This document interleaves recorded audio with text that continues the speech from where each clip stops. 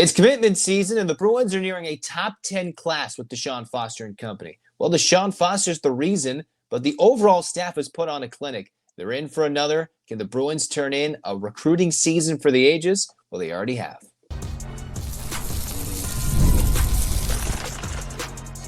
You are Locked On UCLA, your daily podcast on the UCLA Bruins. Part of the Locked On Podcast Network, your team every day.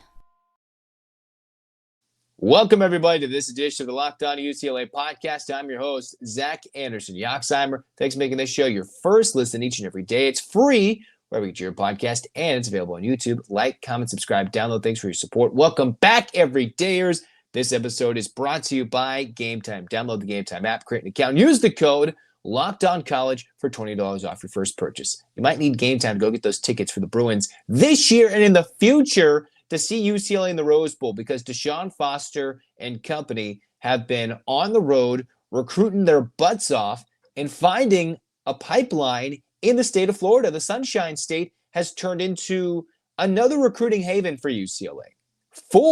Count them, four recruits in the span of a week plus, 4 commits in the class of 26, and now UCLA, according to some outlets, are either in the top 10, near the top 10, or just outside of it. 24/7 Sports, On3, Rivals, all have UCLA hovering around the top 10 with a big-time commit that could potentially put UCLA in that top 10. We'll talk about that later. Who are the latest Bruins that UCLA got?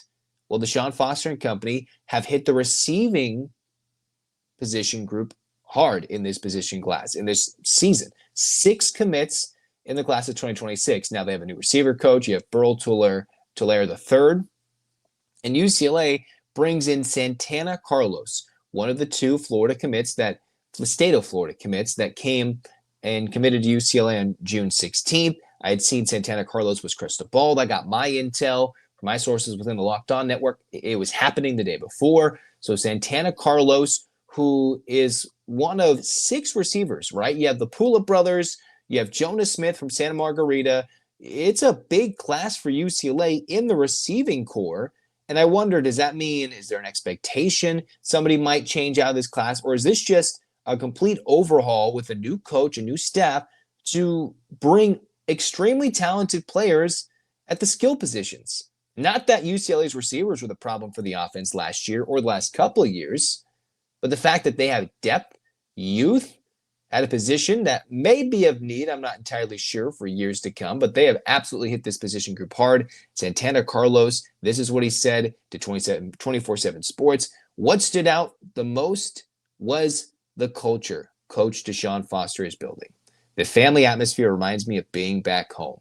So what does that mean? That means even for the guys in SoCal, even for the guys in Florida, that family. You can feel like you're at home all the way across the country. DeShaun Foster wants to build the culture. It's tougher to do in the transfer portal era. It's tougher to do in the NIL, now revenue sharing era. It's tougher to do when kids commit, flip, decommit, come back, and do whatever it takes to get to UCLA or leave, and whatever recruiting process there is. It's a lot tougher to build that and keep that consistent. But each team, each season, each recruiting season, it's its own battle. Its own battle. And here UCLA is not only getting into battles. That was the hope for last summer in 2024. UCLA being the conversation. Now UCLA is dominating some of these conversations. In the next year or the next cycle, UCLA must own the conversation. And the Bruins were in the conversation, practically owning the national spotlight in the spring transfer portal window. You get Nico, you bring in talented guys all across the board in the spring transfer portal window, which is unique to what UCLA is trying to do in 2025. But that's not a recipe for success year in and year out. That's why UCLA's continued to hit the high school recruiting. So Santana Carlos coming in, having a relationship with Tino Sunseri. Now it is unique. We saw UCLA go hire a young defensive coordinator not too long ago, Danton Lynn. Did so well, he left after a year.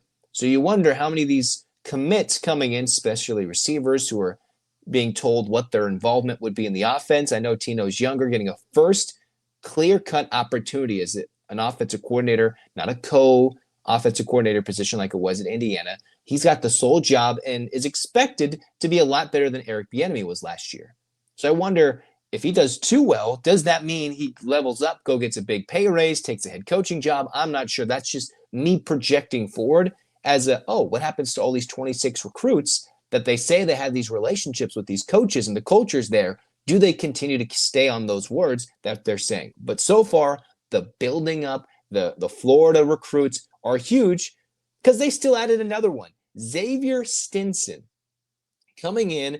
And what makes Xavier Stinson so important is he's another Vero Beach commit from Vero Beach High School. Well, why is that fascinating? Because he's high school teammates with Micah Smith, who went and was like, all right, there's going to be all these guys coming. He was elbowing, saying, hey, there's more coming. I put in a good word with my high school teammate, which means the Bruins stood out that much to a top-tier offensive lineman that some big dogs were going after, Micah Champ Smith. And then he's like, yo, come with me. And that's how it works. Sometimes it is. Sometimes kids make their own decisions. But with there not being exactly a connection from UCLA to Vero Beach other than Micah Smith, that is huge that UCLA goes in and gets 17 commits for the class of 2026. If UCLA gets in the top 10, that would be a month of recruiting that would be almost unheard of for UCLA. Now, it's one thing that generally in pockets, you get a kid here, a kid there. You can define a recruiting moment. And UCLA somewhat did in the middle of April, end of April, when most of us were on spring break or closing in on it, to get in a transfer portal. Now in this spring heading into summer, since we're not officially summer yet, UCLA has dominated these last few weeks. Where was this concern a month ago? Where's the 26 recruits? DeShaun Foster had this plan or has heated up the recruiting in the last month plus. It's been absolutely huge. But what would put them over the top in the class of 26? What could get them in that top 10 class? Well, UCLA is potentially getting a future quarterback who would maybe ruffle some feathers if he does commit to UCLA. And if he doesn't, then UCLA's future quarterback hopes go elsewhere. We'll talk about that next on Locked On UCLA.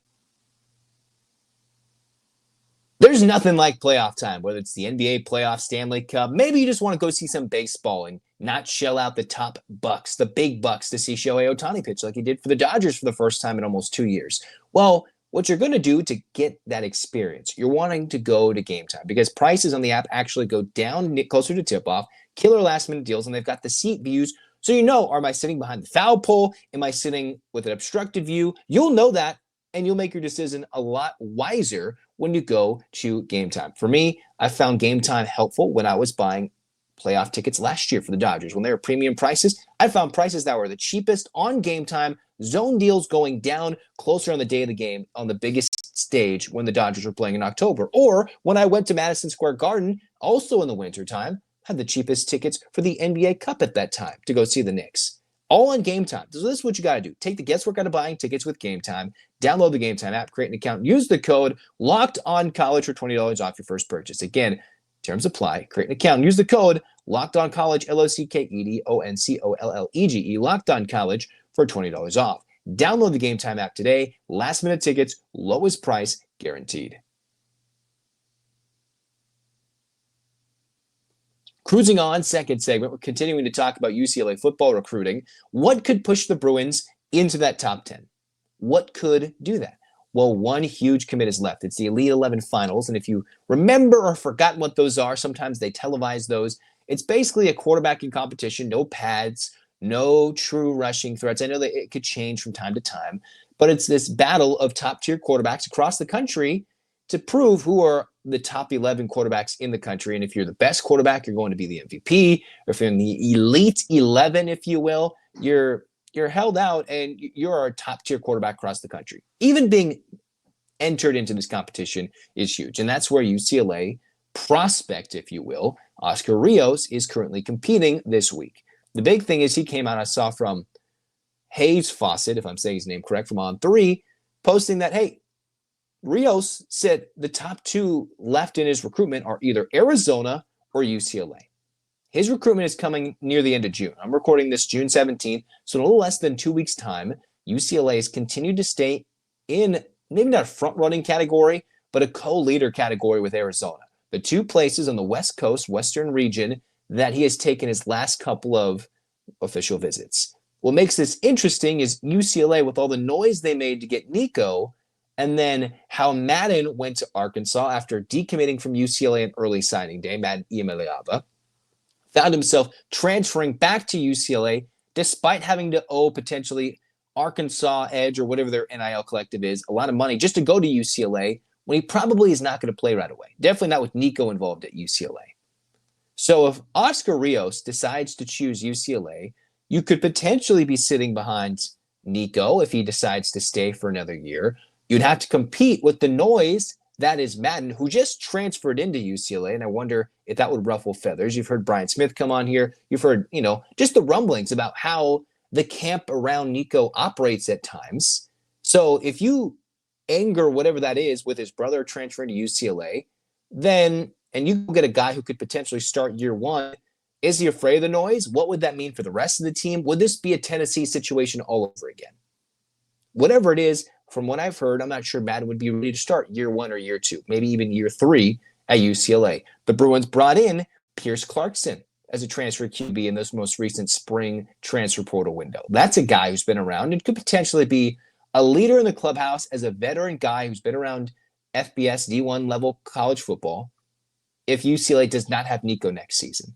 But the importance of Oscar Rios, this is the type of kid UCLA would be getting, who is playing his local high school football in the same area, same region, literally in the same cities that Madden was, that Nico was. So you have to be aware that these kids and their camps have probably crossed paths. So this is what Oscar Rios, the kid from Downey, looks like. Greg Biggins from 24/7 Sports wrote this very recently in the most recent scouting update about Oscar Rios, a 4-star quarterback who, if UCLA gets, would put them into the top 10 and, dare I say, top 8 in the country for class of 26 recruiting. Rios, a fast rising signal caller, has established himself as one of the nation's top quarterbacks right now in the Elite 11 competition. That's my thing. And if he goes and gets in the Elite 11, that would make him an even more coveted prospect, I would think, for UCLA. True dual threat, quick release, one of the quickest regions in the releases in the Western region, and can pick up chunks of yards or extend a play using his arm to make big throws down the field. Needs to add weight is what Greg Biggins says, and is an exciting prospect to track, and we'll see what that happens. So the funny thing is, if he comes to UCLA, maybe he's not ready physically. Maybe Madden's not ready. Does that mean UCLA would lean on Pierce Clarkson? Would this be another change in the offensive coordinating position? This is all thoughts that I'm kind of thinking and projecting out loud. What does UCLA look like next year? All right, you got a first-time on his own offensive coordinator.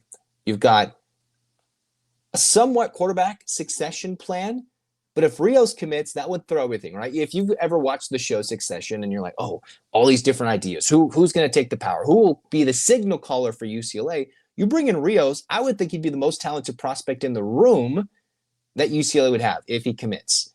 Now, if he commits to Arizona, I would think Noah Fafita would probably move on after his junior year, go to the NFL, and that would lead for a clear path for him to start at Arizona.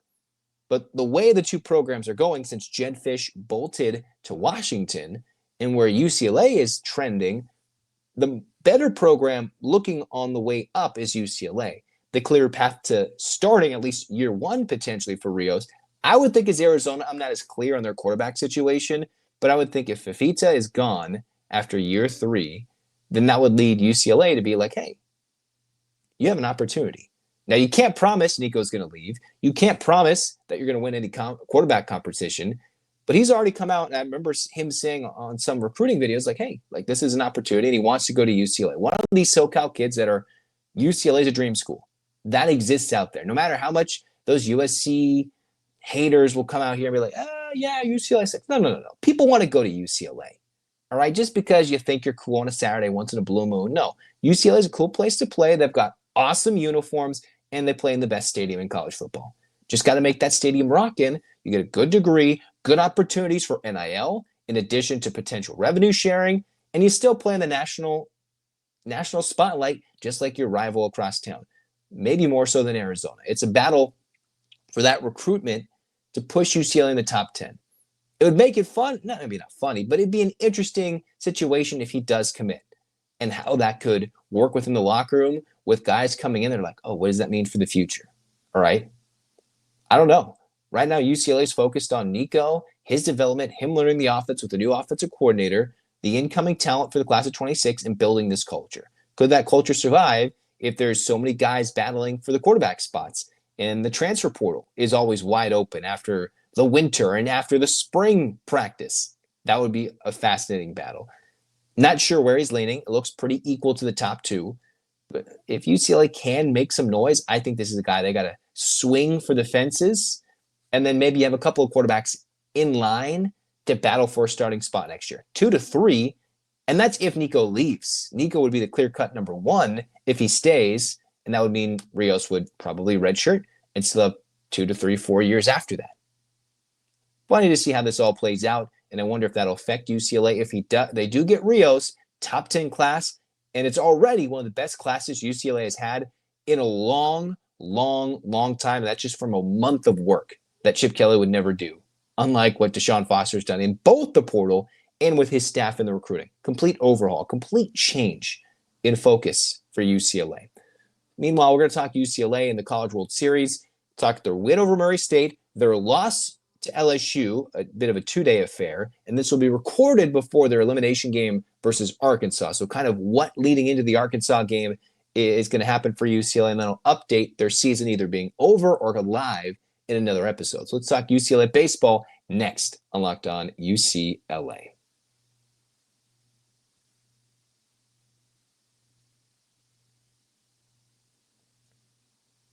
All right, wrapping things up here in Locked On UCLA. The Bruins, currently in Omaha, their second trip to Omaha this year, going to the Big Ten tournament. UCLA got all the way to the Big Ten tournament final before they lost to Nebraska in front of a very heavy red, go big red crowd for the Cornhuskers.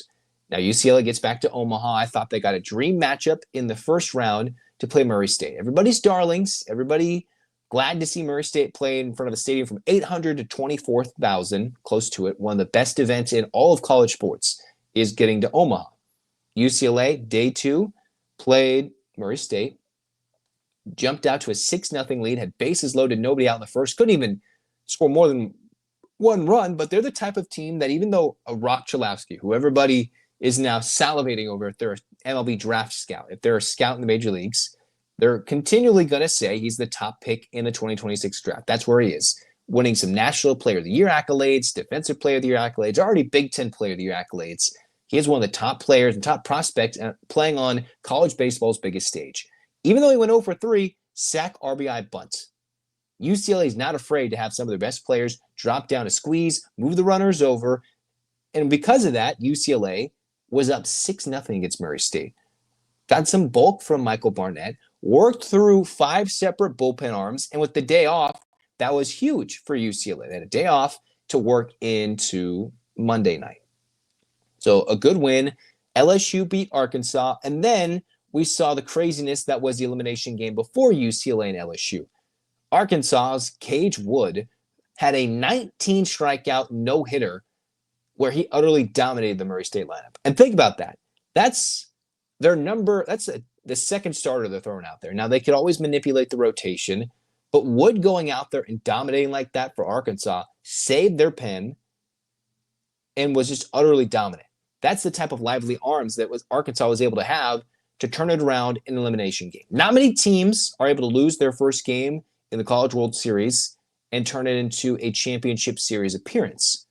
For Arkansas, though, they played the early game of the day, dominated, saved their complete staff to have them available for the loser of the UCLA-LSU game.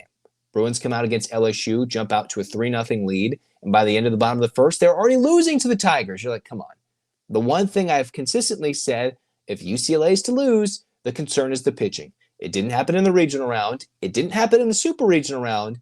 But finally, in game 2, when you're facing the best of the best, you're basically in the winner's bracket, like a weird hybrid version of the Final Four, but not in the Men's College World Series. UCLA faced an LSU team that's been very scrappy.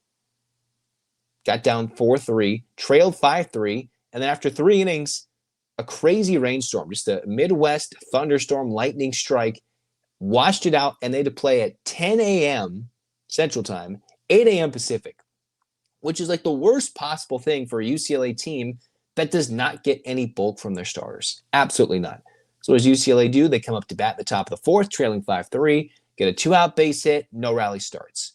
LSU with UCLA going in the bottom of the fourth inning, goes 2 outs, and then LSU scores 2 runs after having 2 outs and nobody on, scores 2 runs, and eventually pulls away from UCLA 9-5, with UCLA using some of their bulk relievers / starters and an Ian May, putting in Easton Hawk, their closer, in a game in the 8th inning where he got hit and gave up a run, or at least an inherited runner for a run.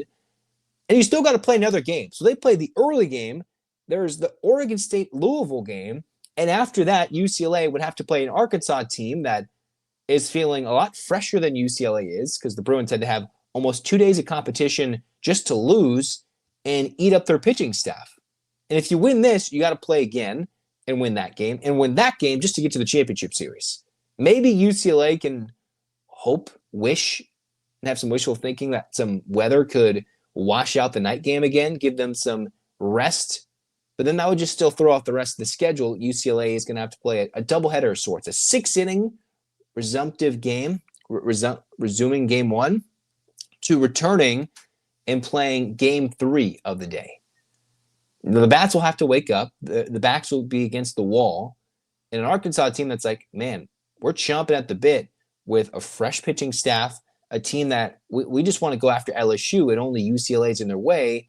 The Bruins, game 3 is a little dicey. I know they can score, but they got to score more than 5 runs. They got to go swing the bats and put some runs on the scoreboard if they're UCLA.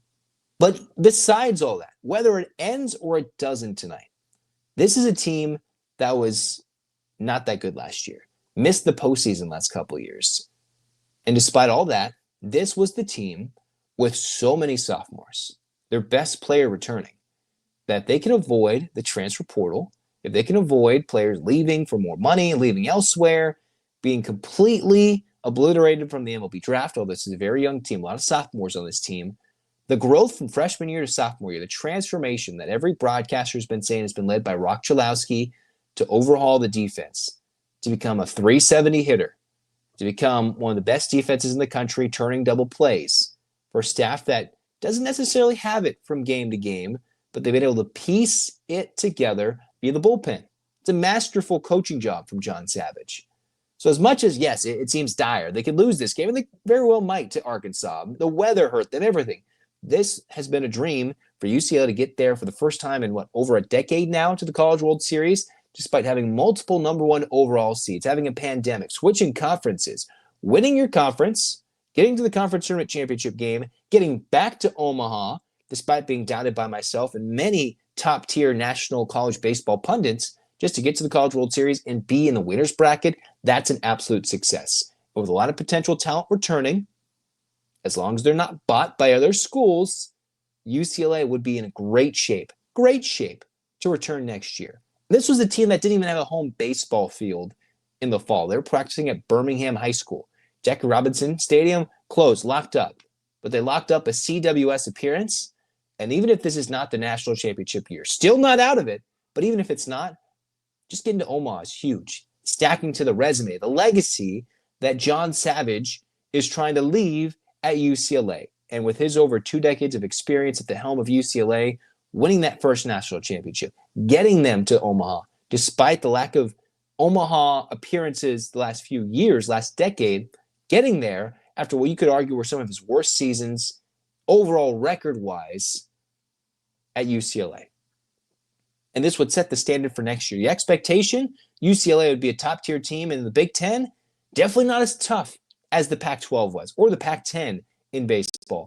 So the Bruins would be clear-cut Pac-10, Big Ten favorites, get through a regional, get through a super just to get back next year, and then get the job done. Some of these schools tend to do that. Maybe add in the portal, because UCLA is a homegrown roster. If they can go find some other number 1 starter, think about this. LSU's starter in that game versus UCLA was a SoCal kid who started his career at UC San Diego. You're telling me UCLA can't go find the local Big West kid and bring him to UCLA, or if there's a JUCO kid, or if there's somebody locally that LSU's been able to do, which is bring some UCLA players to LSU. Bring those guys who are starting game 2 of the College World Series. You don't need to overhaul and overdo it, but UCLA does need to either overhaul some mechanics on the pitching staff or find 1 or 2 talented dudes that can make a difference to make this team better for next year. And mind you, this season's not even over. But the expectations, this is all great. This is all just the good stuff, right? You're like, man, can I get the ice cream? The Bruins already have the dessert. They're already there. Now, can they extend it? It's already been a great time. So that's why we should be excited for the Bruins, whether they win or lose in their elimination game in Omaha. So get your hands up, Bruins fans. 8 clap time, baby. And 1, 2, 3, 4, 5, 6, 7, 8. UCLA. UCLA, fight, fight, fight. This has been Locked On UCLA. Stay tuned for more basketball updates, football updates, and hey, we'll update the UCLA season next episode on Locked On UCLA. Zach signing off. Go Bruins.